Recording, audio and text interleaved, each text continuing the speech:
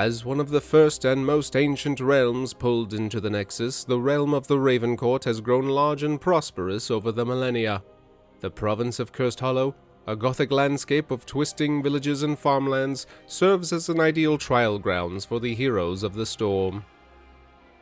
And that's why you're stuck there for 10 games. Cursed Hollow is the iconic map of Heroes of the Storm, the first battleground designed with a unique mechanic from which all others are based. It is preferentially shoved into new players' faces, as there are enough things on the map to teach players game mechanics without being overwhelming or distracting as they try to control their heroes. The 3 wide lanes are separated by large jungles, which are home to 6 mercenary camps, 2 watchtowers, and the objective. These jungles are full of bushes and narrow corridors that make it easy to intercept and ambush rotating heroes. While the space between lanes is dangerous, the positioning of the camps and watchtowers makes them fairly safe. From the siege and night camps deep in friendly territory, to the bosses, which are in line with the forts. The objective's 6 spawn points are split into 2 groups of 3, which lie in the middle of each jungle. The first objective will always spawn at the center point of one of these groups, with subsequent spawns being randomized, governed by a few rules to prevent repetition. They weren't kidding when they said Cursed Hollow was the ideal trial grounds. Because of its size and relatively few things to do, game fundamentals like soaking, rotations, and camp timings play a key role in the outcome of a match.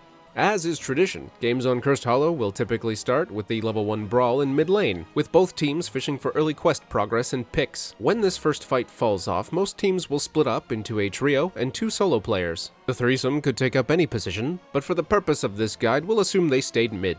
Mid lane isn't the closest to anything, but it's also not the furthest from everything, allowing the extra 2 players, no matter their roles, the flexibility to go for camps, cover lanes, or assist in ganks. Not that the solo players can't do these things too, but here's the thing about Cursed Hollow. The map is big, and there's not much to do. If you go off to, say, capture a mercenary camp and leave your lane open, you could be giving up 2 or more minion waves of experience, plus free wall damage to your opponents. And there's no guarantee that your well-timed mercenary camp will recoup these losses during the fight for the objective. Try to ensure that each lane is covered by at least 1 player until the first tribute spawns. You know the rules, fall behind, stay behind. You should always try to be as powerful as possible for the upcoming team fight. This game's been out for 10 years, and these happen every game. How are people still surprised by objectives? Speaking of objectives, depending on which side of it you fall, Cursed Hollow has one of the most rewarding or punishing map mechanics in Heroes of the Storm. The Curse of the Raven Lord is not to be trifled with. When active, this curse turns off the affected team's buildings, though the core will still defend itself, but towers, forts, and keeps will not fire on enemies and simply sit there like XP pinatas waiting to be cracked open.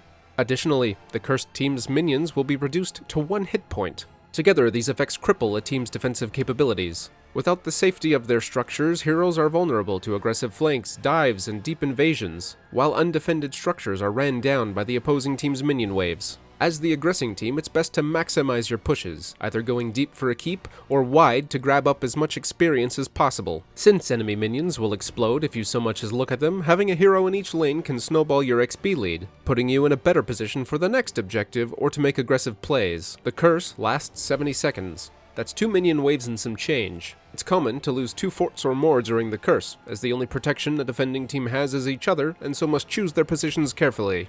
Because the curse is so powerful, the map gives teams plenty of warnings and opportunities to prepare for it. The Raven Lord is a fickle master, and his favor must be earned. Teams must capture 3 tributes to activate the curse, meaning there is potentially 5 fights before the first objective triggers. These tribute counters do not reset until your team collects 3, so it is always worth fighting for the objective. Hang on! There are some rules which decide where and when tributes spawn, but unless you're min-maxing, these are effectively random with a preference on avoiding repetition or similar spawn areas. Regardless, you are always given ample warning on where the objective will be, so there is no excuse not to be ready for it. The first tribute will always spawn at the 3-minute mark. If the perfect consistency isn't enough for you, there is a 30-second warning at 2 minutes and 30 seconds, wow, and the location of the objective is revealed 30 seconds after the match starts. That is 2.5 minutes of warning. 5 minion waves. Plenty of time to get ready. No matter where the objective spawns, the fight will heavily favor whichever team gets there first. Have your waves clear and camp pushing before you're needed. Because there are so few on this map, camp timings are incredibly important for maximizing their value. There are 2 schools of thought here. 1. Capture camps as often and as much as possible. which maximizes the experience gained from mercenaries. And 2. Capture them at specific times, forcing the enemy to choose between defending a mercenary camp or going for the objective. If you're going the XP route, siege and night camps will spawn 1 minute into the match and should be taken as soon as possible. If you prefer timing them out, since the first objective always spawns at the 3-minute mark, we can be more certain of when a good time is to take mercenary camps. As a general rule, you'll want mercenary pushes to be as inconvenient to deal with as possible. For siege camps for the first objective, this means having the camp cleared and pushing at the 2-minute 35-second mark. Not starting the camp at 2 minutes 35, cleared and pushing at 2 minutes 35. This will put the siege giants behind friendly minion waves, maximizing their damage and pushing potential. For bruiser camps for the first objective, you'll want to take them slightly sooner, at 2 minutes and 30 seconds, so they arrive in lane before friendly minion waves, allowing creeps to stack, increasing the size and DPS of the minion army. Keep in mind, the enemy team can also be aware of these camp timings and may try to invade, robbing you of all your hard work and careful planning. As for boss camps, they should be taken when there is a clear advantage and can do so safely. Boss camps on Cursed Hollow are also known as the throw pits. Many a game is won or lost in this semicircle of death. The best times to take a boss are when your team is ahead, be that with a talent tier, map control, or a numerical advantage. If you have the damage and are feeling extra sneaky, your team could always take a boss camp while the other prepares for a fight at the objective. You know, as long as the objective isn't, like, right there. Oh, and please, I'm begging you, do not go for the boss if your team has just won the curse. You're wasting your time. You have over a minute where the enemy team's buildings and minions are off, and you're going to waste it taking a boss that's going to push the lanes while the curse ends? That seems like a foolish misallocation of time and resources. Just think of all the experience you're leaving on the ground. Why not grab these globes, level up twice, and then take the boss anyways? If you absolutely cannot resist the call of the boss, as a personal favor, can you at least wait until like the last 15 seconds of the curse? Your opponents will need time to clean up the mess you just threw in their faces. Time you can use to take a boss. So when they're done mopping the floor at their core, they have to deal with the big boy that's knocking on their door. Camp timings will differ as the match goes on, as the objective spawns have a slight variation to their clock, 50 to 90 seconds between non-curse tributes, and 120 to 160 seconds after a curse ends. There will always be an indicator on the minimap as to where the next objective will spawn, appearing 15 seconds after the previous tribute was taken. To win the game, like all matches in Heroes of the Storm, you need to destroy the enemy team's core. This is hardly news, but cores in Heroes of the Storm have unique abilities in line with the map's theme that usually play off the objective in some way. In Cursed Hollow, the core's ability is a targeted version of the Raven Lord's curse. Every 3 seconds, the core will attempt to cast the curse beneath the feet of an enemy hero. If the player is silly enough to stand in this circle, they will take 5% of their health and damage, and lose 75 armor for 4 seconds. This means without any sort of positive armor, heroes will take maximum damage for as long as they're affected by the core's ability. On Cursed Hollow, there are 2 ways the game is most likely to end. A split push with or without the objective, overwhelming a team's defenses from all sides, eventually collapsing on the core, or a boss push, either one or both, shoving hard down the lane and brute forcing the win. Now remember when I said every objective is worth contesting? I lied.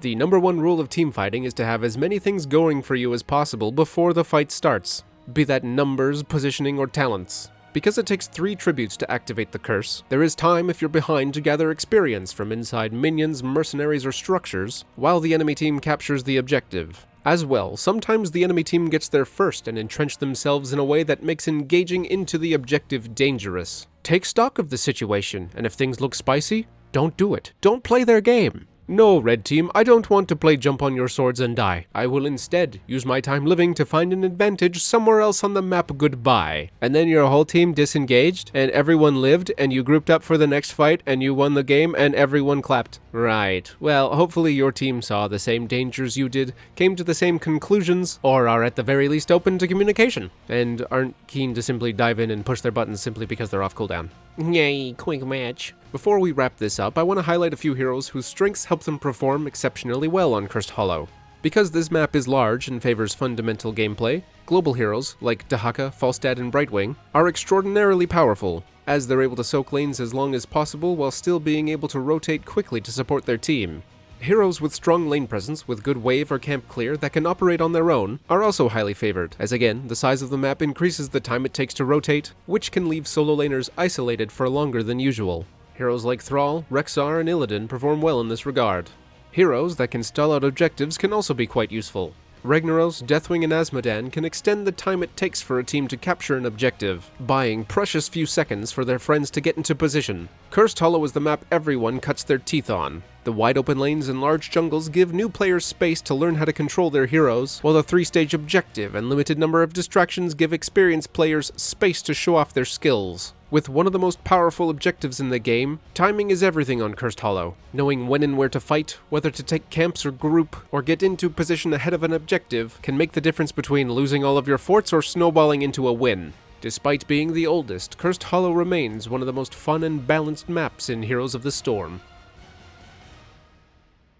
Thanks for watching. If you liked the video, please like, comment, and subscribe because YouTube tells me that's the only way these things get noticed. If you didn't like the video, you probably didn't make it this far, and so won't hear me call you a stinky face that likes to eat poop, got 'em. If you want to talk about Heroes of the Storm or learn tips and tricks from experienced players, I have a Discord where me and my friends nerd out about our favorite heroes. If you like this channel's content and want to see it grow, consider becoming a channel member on YouTube or a patron on Patreon. Other than that, new hero video soon, and I guess I'm now committed to making more map guides. Thanks again for watching, see you next time.